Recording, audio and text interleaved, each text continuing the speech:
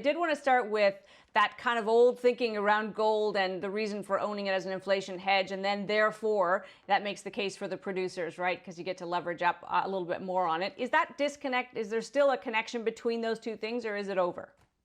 No, I think absolutely. When you look and see where we've come, and if you look back to the turn of the century and look at gold price is effectively the value of paper currency, and particularly the US dollar price of gold. And right now we see all the currencies weakening against the gold price and have been doing so for 2 decades now. So absolutely that connection is still intact. Mark, really curious to see what signs of accelerating inflation that you see as well in terms of input price. If you think of some of the mining companies and then the impact on how you can pass that on to the consumer. So, Tyler, as you know, we are a price taker. So we've got to sharpen our pencil as far as efficiencies and operating effectiveness goes. We can't pass on anything. It's what it is. The gold industry at the moment is in good shape because of the gold price. But again, it's a long-term game. The question mark over the gold industry is, are we investing enough in our own future as an industry to ensure that we are there for times of crises? And, there's no better example than if you look back in the global financial crisis and the performance of gold and how it should have supported the investment portfolios. Certainly this time around, it has. And I think there's a lot of wishful thinking in the market right now as we try and move out of this unprecedented crisis that we've managed since March last year. And everyone wants it to be better, and everyone believes it's going to just be transitory. But I think there's been a lot done and a lot of money printed, and there's been a lot of damage across the global economy, which still has to materialize. The story, of course, for your industry, one you know very well, is that the easy to mine gold was mined a long time ago. Your costs have been accelerating, and there's signs that we will see higher costs continuing for you. What is as you say, you're sharpening your pencil. What's the best way to get more efficient, Mark? And where does M&A fit into that for you? What are the efficiencies you can find through a transaction, and how much of it is simply going to be straight old-fashioned cost cutting and operational, efficiency internally? So efficiency is important, and our move to be more ESG cognizant is important. And with that, for the first time, the industry is really focused on technology, and those all help. But there's nothing better than the quality of one's assets, Amanda. The better your grade, the lower your cost per ounce. You might have unit costs higher per ton, but the cost per ounce is driven by the quality of the ore you mine, because that's really our revenue stream. And as you know, Barrick is very focused on quality of assets, tier one assets.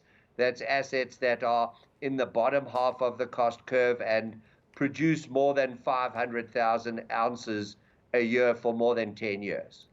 Mark, it's interesting. The Denver Gold Forum that is underway traditionally has been a breeding ground for further consolidation and M&A deals. Are you looking at further consolidation in the industry? So, Tyler, we're always looking.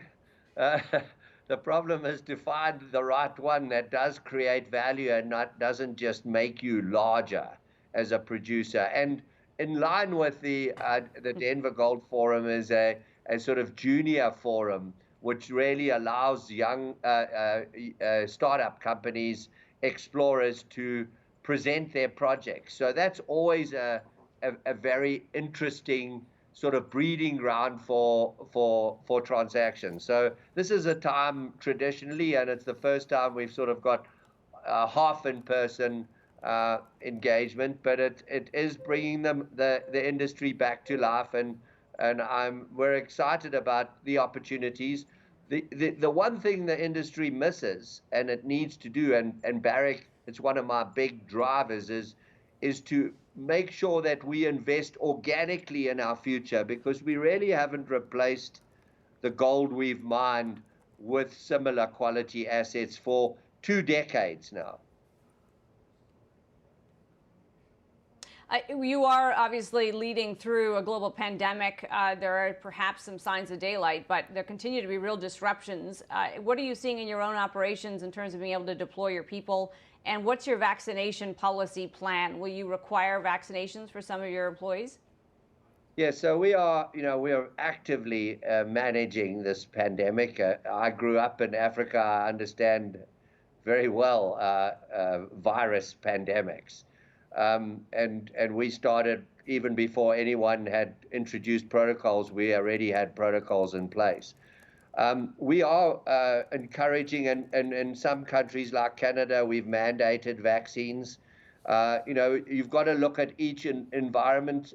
All our mines are busy with vaccine programs, all our operations. Africa's a little behind because of the access to vaccines, but at the same time, we are working with our host countries to ensure that we access as much of the various approved vaccines as we can to support their programs.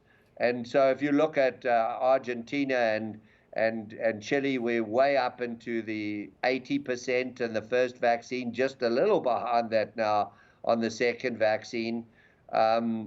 Dominican Republic is at 90%. America is behind everyone, and that's a real pity because it was so far ahead initially. But we're seeing that process pick up now, and we are managing the protocols more stringently until such time as we get comfortable with the level of vaccination.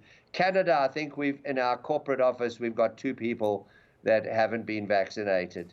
And as I said, down across in Papua New Guinea, we are now really picking up that because we've got access to vaccines, and the same goes for all our African sites. And Saudi Arabia is very high, the percentage is very high, again, above the 80s.